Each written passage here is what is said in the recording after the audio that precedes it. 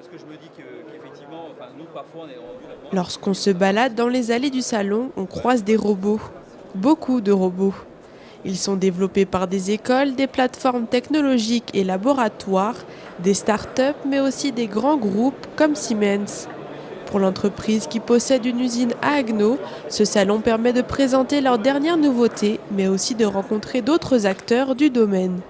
Clairement, le digital a changé la manière de faire au niveau d'un fournisseur industriel comme nous. Autant il y a encore quelques années sur le 3.0, on allait voir un client, on leur disait voilà, on a des logiciels, on a du hardware, on peut vous aider, voire on peut prendre un clé en main et réaliser une installation 3.0 avec vous. Sur le 4.0, c'est un peu différent, c'est-à-dire que là, il faut un écosystème.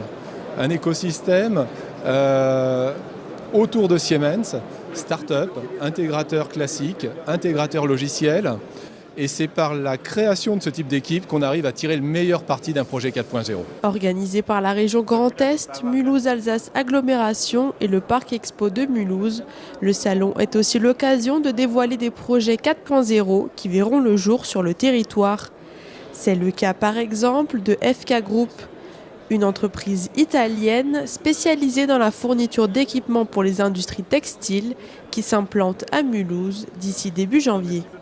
On a la chance d'avoir un vrai campus textile composé de laboratoires, composé d'universités, composé de chercheurs et aussi d'avoir une multitude de petites PME du textile qui sont implantées tout autour et ce microcosme en fait leur a permis, leur a donné envie de venir à Mulhouse plutôt que de s'installer dans le Bade-Wurtemberg ou au Luxembourg. Le salon, c'est en fait la concrétisation de ce qui se passe au niveau de ce territoire depuis à peu près les années 2011-2012, où nous avons mis en place une démarche d'action concertée avec l'ensemble des acteurs, faire un travail ensemble pour mobiliser en fait l'ensemble des énergies, fertiliser les recherches de solutions, regarder comment ensemble on peut permettre d'accélérer la croissance et le développement vers le numérique des industries.